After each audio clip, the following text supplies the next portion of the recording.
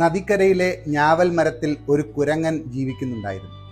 അതേ നദിയിൽ വലിയ ഒരു മുതലയും ഉണ്ടായിരുന്നു. കുരങ്ങനും മുതലയും വലിയ ചങ്ങാതിമാരായിരുന്നു. കുരങ്ങൻ ദിവസേന ധാരാളം ഞാവൽപ്പഴങ്ങൾ പറിച്ച് മുതലയ്ക്ക് കൊടുക്കുമായിരുന്നു.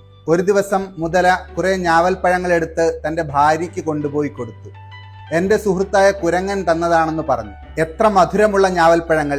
കഴിച്ചതിനു ശേഷം അവൾ പറഞ്ഞു. ഞാവൽപ്പഴങ്ങൾക്ക് ഈ മധുരമാണെങ്കിൽ ദിവസേന അത് കഴിക്കുന്ന കുരങ്ങന്റെ കരൾ എത്രമാത്രം മധുരമുള്ളതായിരിക്കും. എനിക്ക് അത് വേണം, അവൾ നിർബന്ധം പിടിച്ചു. അടുത്ത ദിവസം മുതല കുരങ്ങനോട് പോയി പറഞ്ഞു, സുഹൃത്തെ, എൻ്റെ ഭാര്യയ്ക്ക് നിന്നെ കാണണം എന്ന് വലിയ ആഗ്രഹമുണ്ട്. നമ്മുടെ സൗഹൃദത്തെപ്പറ്റി പറഞ്ഞപ്പോൾ നിന്നെ ഭക്ഷണം കഴിക്കാനായി വീട്ടിലേക്ക് ക്ഷണിച്ചിരിക്കുകയാണ്. ദയവായി എന്നോടൊപ്പം വരൂ. ഇതും വിശ്വസിച്ച് കുരങ്ങൻ മുതലയുടെ പുറത്തേറി. ഇന്ന് എൻ്റെ സഹോദരിയുടെ കയ്യിൽ നിന്ന് നല്ല ഭക്ഷണം കഴിക്കാം, അവൻ പറഞ്ഞു. പക്ഷേ നദിയുടെ മധ്യത്തിലെത്തിയപ്പോൾ മുതല ഉള്ള സത്യം തുറന്നു പറഞ്ഞു. എൻ്റെ ഭാര്യയ്ക്ക് നിന്റെ കരൾ വേണം, അതിനാണ് നിന്നെ കൊണ്ടുപോകുന്നത്.